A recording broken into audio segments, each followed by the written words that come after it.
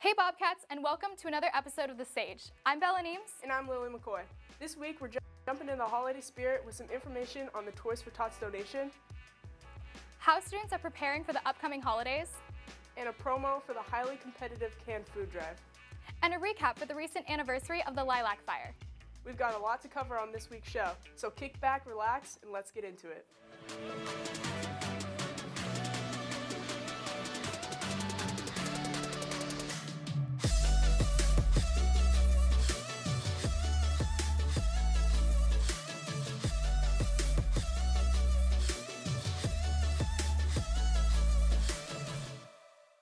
Every year, Sage Creek has the opportunity to spread joy to children by donating gifts for the holidays through the Toys for Tots event. Jessica and Sophie head out to give us a quick inside look on the organization and the impact it has on families. Toys for Tots is an organization that is ran through the Marine Corps. They essentially will collect new and unwrapped toys for all of the children in the community. So from beginning to end, essentially there's an online process where we chose Sage Creek to be a drop-off location for anybody in the area. And then we also wanted to go another level and come help sort and help them so they can distribute to the different orders that they have to fill for children in the community.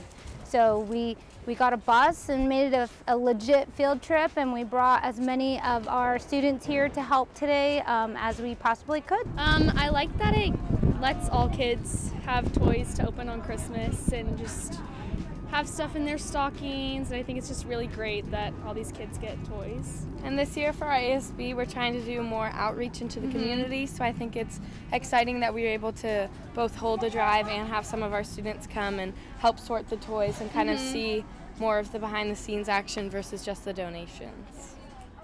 Be sure to look out for that donation box. There's nothing else that gets you in the holiday spirit as much as putting a smile on a kid's face. Yeah, I agree. Speaking of the holidays, Maddie and Seb went on campus to spread a little holiday cheer and see what our students are looking forward to. Hey Bobcats, it's Seb and Maddie here on the Academic Mall. We're doing a Man on the Street Holiday Edition. Let's get into it. Alright Bryce, what are you excited for this holiday season? I'm excited. Well, it already passed, but I was excited for Hanukkah. Hey man, I want to see my family, get all my family and friends together and get some presents. What about you, Diego? Yeah, love family. I love them, and just eat. I'm really excited to eat whatever. What's your favorite Christmas movie? My favorite's probably Elf. Elf. Any others? I like The Grinch too. Okay, yeah. The Grinch. Oh my. All right, Izzy, what's the worst present you've ever gotten for Christmas? The worst present I got for Christmas was a knitted purse that was so ugly, but I had to act like I loved it because it was a nice thought, so. And the best? My best present was my MacBook Air. The best present was the present of life because I'm grateful to be on this earth. And the worst present was a mango. Alright, what about the worst? The worst was a squatty potty. Even though it helped me a lot, it was just a little bit embarrassing. I actually have gotten cold before, so that's not good. Happy holidays, Bobcats. This has been Maddie DeVilbiss and Sebastian Valencia reporting for The Sage. Bobcats, if you're still not sure what to get friends or families for the holidays, cash is always a good way to go. That's definitely a good choice. I mean, who doesn't love cold, hard cash? Speaking of cash money, let's send it to Gabe for sports and announcements.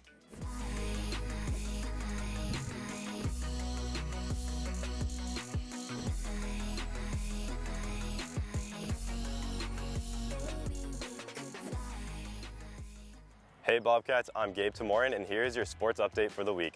Girls basketball won their game against Fallbrook 56-45 last Wednesday. They have another home game this Friday in the Bobcat Arena, followed by an away match versus Mount Carmel next Tuesday. Boys basketball became victorious over Army-Navy last Thursday in a close 59-56 game. They play on the road for the next 4 days, facing off against Scripps Ranch, Madison, Fallbrook, and Santana. Girls soccer scratched 2 victories last week, 3-1 on Friday versus Mission Vista and Monday winning 2-0 against Valley Center. They are on the road this week, playing today at Orange Glen, Friday at LCC, and Tuesday at Fallbrook. Finally, boys soccer won their match versus Mission Vista 3-0. They have 2 home games this week, 7 o'clock tomorrow versus Classical Academy and Tuesday versus Fallbrook. For more updates on sports, check out the Sports Center on the Sage website and follow @TheSageSports on Instagram. I'm Gabe Teymourian, sending it back to the desk.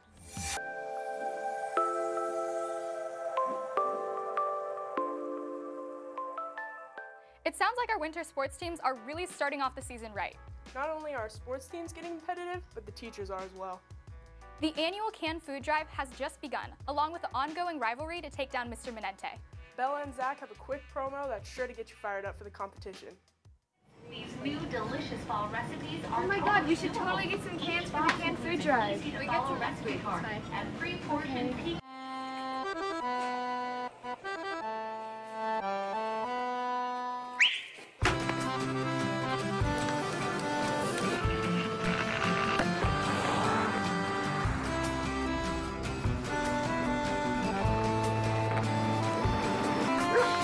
Un petit air et le jour, ça commence comme rien.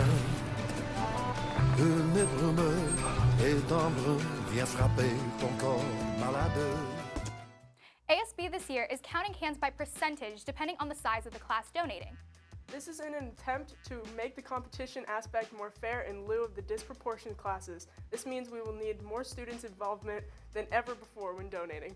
Right now, Mr. Menente has 21 cans for 13 students, and Coach Kung has 59 cans for 40 students. It's going to be tough to take down Mr. Menente, but I'm sure someone's up for the challenge.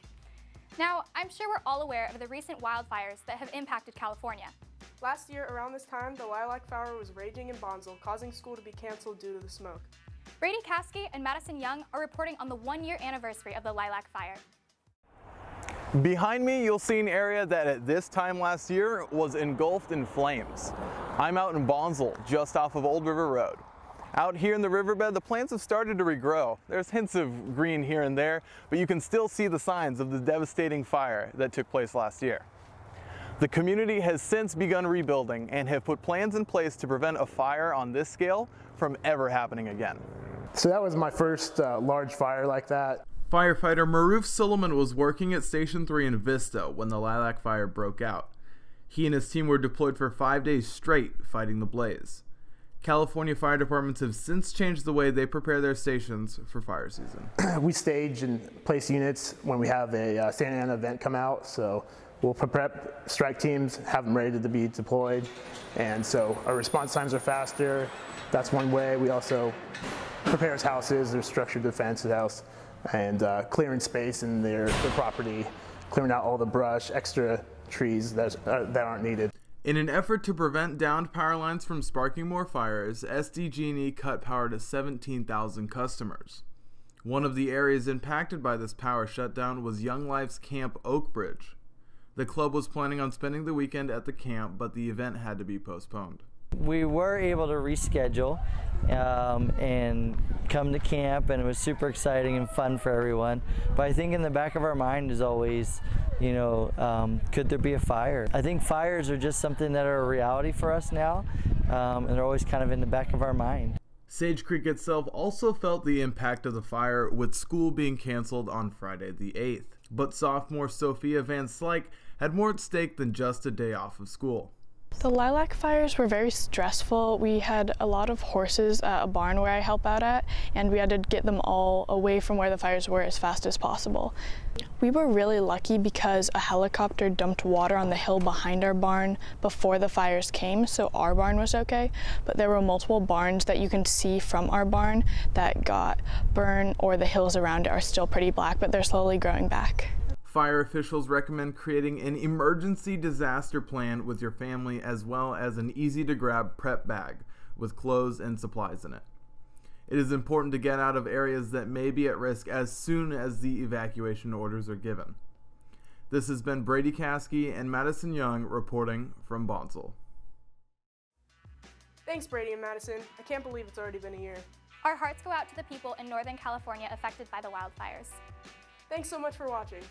Make sure to head over to thesagenews.com for all the news stories. I'm Bella Niems. And I'm Lilac McCoy, reporting for The Sage.